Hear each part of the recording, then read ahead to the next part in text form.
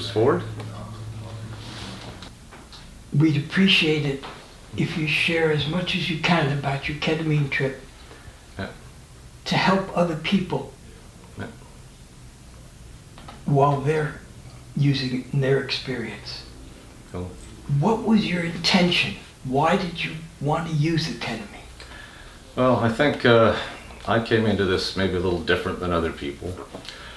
I always considered myself sort of the non-spiritual, non-religious person who could conquer all the challenges in my life by sucking it up, burying it, conquering it through just sheer force. And you know what? That worked for me for about 52 years until adverse effects started to hit my life, one after another, and I kind of realized I didn't have the human adaptation complex available to be able to handle all this stuff. So what I did was I fled to Florida from Toronto, where a lot of my stuff happened.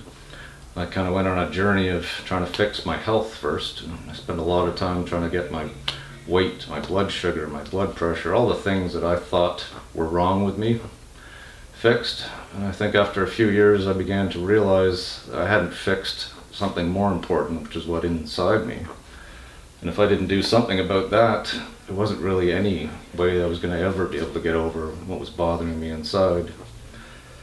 But being the person who I was, I also realized it's going to be very hard. What am I going to do? Go do 20 years of psychotherapy at 57 years of age? So I did what I do best, which is Google, analyze, research, dig into it myself. And I became just fascinated by this ketamine. I don't know what it was, it called me. It's like there's all sorts of other ways of handling these types of things, but something about that just kept calling me. And everyone kept telling me about things like manifestations and spirituality and things talking to you. And if there ever was an example of it, it was this, because I found myself in the lobby talking to Charles, ended up meeting you. And if you remember our first meetings, very resistant to the idea of how anything spiritual or anything, could help me other than maybe a drug or something that could ease the pain that was inside. The advice that I seemed to get from you and from everyone was I needed to let go. I needed to meditate. I needed to learn how to self-love. I needed something pretty dramatically different than I was built with. And I think what we all came to the realization was I needed help.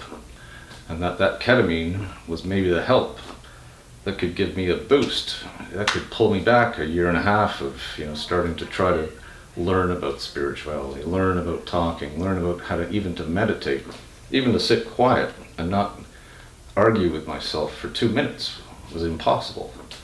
So how was I going to do that? I needed to come here and I needed some sort of help. Tell us, if as much as you feel, about what were your experiences with the treatments. So my first experience, I tried to meditate first. I tried to understand, to teach myself to relax, and realized yet again, there's something inside me that was fighting it. I had a resistance to even the most obvious solutions to my life. My first ketamine treatment, I went in, gave it to me in a lozenge form.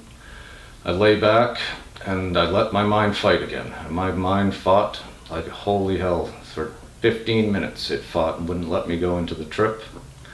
It was constantly going, you're not going to feel this. I'm arguing with myself. Everyone's telling me you're going to be under in 3 to 6 minutes. And 12 minutes later I was still fighting a holy war. But when I finally went into it, I felt everything just kind of let go. And I felt, I guess, what they talk about, where you can kind of disembody and sit back and kind of look at yourself a little more objectively as to the absurdity of some of the things, the way I was fighting things. So at that point I just kind of let myself relax and go on what I can only describe as kind of a ride. And you were there with me, and that helped me to feel better because I was a little nervous. This is a psychedelic. I didn't know what was going to happen. But I had you in the room. I know your experience of meditation. I felt a little more secure under the fact that you were right there with me. And I think, if you recall, after I came out of this experience, which was, the only way to describe it is just kind of a magical ride, where you're just kind of wandering through. At times I felt like I was in my own veins. At one time I felt like I was massaging my own brain, like I was able to go and travel around places, always with an idea up at an escape door. Like there was always Dr. Ferber sitting over there. And I remember always consciously going, do I look over there? Do I go back? Like how far do I want to take this? And that's what's so cool about it, is it's like that first episode was just one, and we're on to number 6 now. Each one of them has been more profound than the next. Each one remarkably different than the next. And each one kind of a journey of self-exploration. Of itself, I don't believe it could have helped me, but being able to come out of it and talk with people who are here at Revive and yourself. This is a key point for everybody to hear about. When you're under the ketamine, how much is experienced as an effort on your part to do something, and how much of it is that you're just sitting and watching it and it's happening. Yeah, you're watching it. You're on a ride. And I think you even gave me that advice, was don't try to engage, don't try to do too much, just sit back and observe. And at the essence of it, my objective, as you left me with and explained it, was, Bruce, can you possibly envision a point after several of these sessions where you could just be? And you could just, for once in your life, after the session, during the session, between sessions, you could be sitting on your couch with your dog and just be. And not worry, and not be contemplating, what did I do wrong in 2015? What did I do wrong when I was 10? All of that stuff gets let go. And I think I'm only halfway there, maybe a quarter of the way there. Each time I come out, I start thinking about the next one, and if I wished I had a little more time in there, and if I could remember a little more how the pieces work. But I think what I take comfort in, because I am analytical and I love looking at the science of this, is I think things are growing. Like I believe neurons are reforming. I believe I'm helping. Somehow by mentally guiding myself through there, I feel like I'm helping those neural connections, the neuroplasticity as they call it, my ability to learn again, and maybe think about things differently again. So that's how I feel. And like I said, I still feel like I'm only part of the way through, but I did feel I need to tell people about this because it's remarkable how fast it's been happening. Do you have any practices, any things that you're doing that you weren't doing before you took the ketamine that help you facilitate and hold on to the changes? Well, it's feedback that I get. Day. Yeah, I think so. I guess you have an ego. You consider yourself a certain way. I think the shattering part for me is, I've told you this, is I'll walk down the aisles of my store sometimes after a treatment, and I've had strangers come up to me, or not strangers, but people who I haven't interacted with, and they'll say, there's something about you. It's like you're glowing today. And I'm like, if there was any positive reinforcement, I don't know that I'm changing. I can't see it.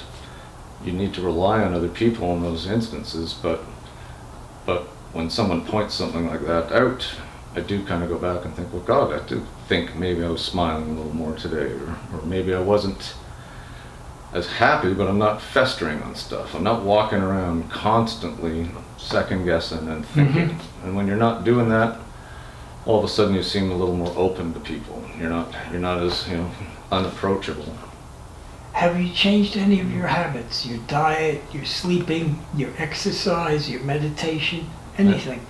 Yeah, I think all of this stuff seems to help just motivate you to feel better. I mean, all the neurons, all the neurochemistry, it gets jumbled up after periods of anxiety and stress. It just doesn't work properly.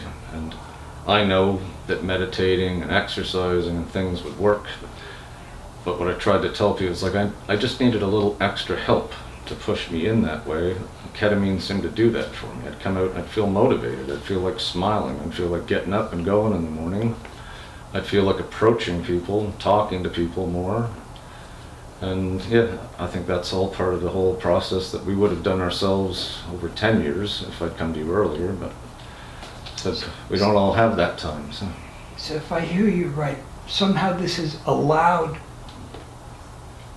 what you feel were your more positive and beautiful intentions Yeah. to manifest I think they were there. and I had this to let go to let of your go. self-imposed blocks Mhm. to allowing it. And it's Does hard that to feel it's hard to accurate? look at those blocks. You blame yourself. It's like, why can't you take off your own blocks? I just couldn't. I don't know why I couldn't, but I couldn't, and that's how. Yeah, I feel like when I come out of one of those sessions, those blocks are gone. And you've seen me for 2 hours afterwards. You're like, I'm not the old Bruce. I want to hug everyone. You came and said, I want a hug. I It's like, remember that so well. Anyone It who was knows so me knows beautiful. that hasn't been me, but I'm like that behind the scenes, but not out front for everybody. So I know, I understand what has to be done, and I appreciate everything that Revive has done and what you've done to help me. It wasn't the easiest of patients to start with, but Stop bragging.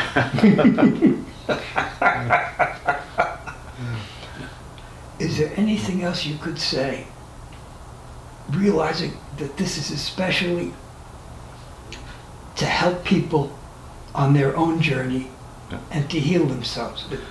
I think the biggest thing would be how fast this works, because the part of the reason why we don't go on a diet, part of the reason we don't try and tackle our blood sugar or high blood pressure is it's work. It's like, oh my God, I've got months. I'm gonna have to change this. I'm gonna have to do this. I'm gonna have to do this. It's too much. Brain can't handle it. You're already in a post-traumatic stress thing. You don't want any more stress.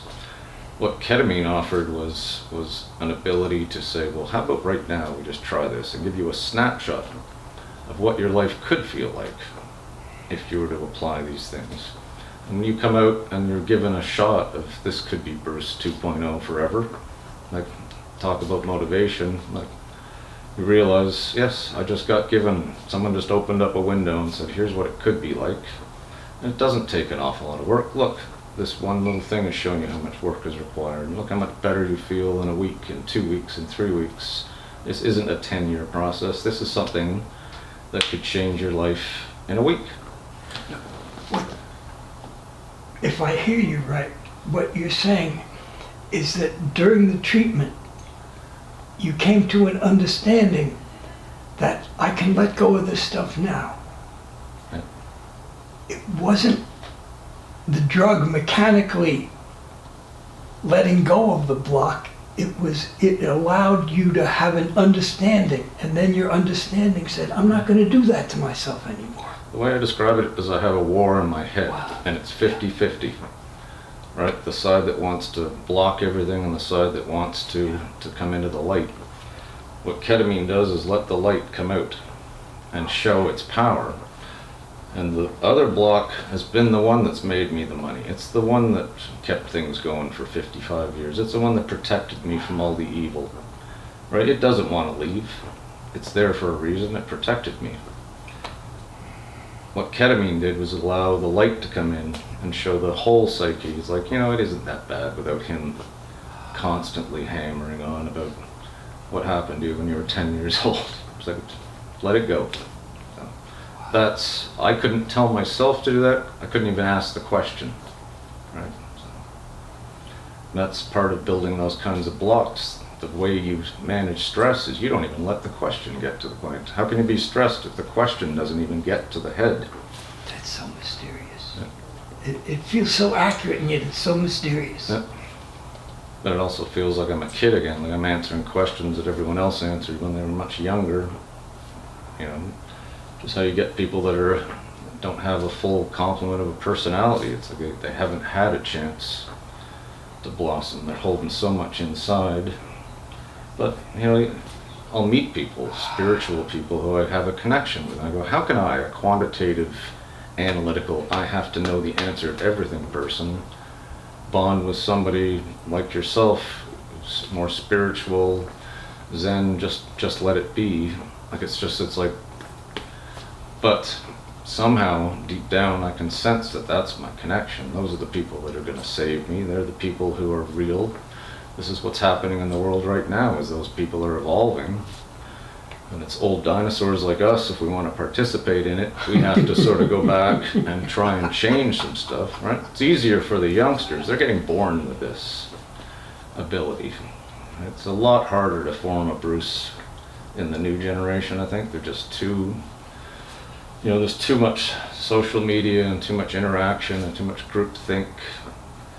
You know, it feels like the world is evolving into something much more spiritual and nice, and getting away from the sociopathic, horrible tendencies of humanity.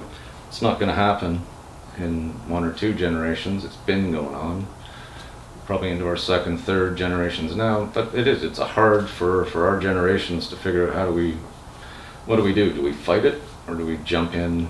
And it's not always easy. But again, something about ketamine and my analytical nature just clicked in and said, that's what I need. All right. I couldn't explain it, or people talk about manifesting it, but I manifested this Revive Wellness Clinic and ended up coming here. It's been like 3 months now. So. Okay. Anything else, or do you feel like that's enough? I think that's about it. Yeah, like I said, I think I'm halfway through my journey. So Thank you so much, Bruce. thank you.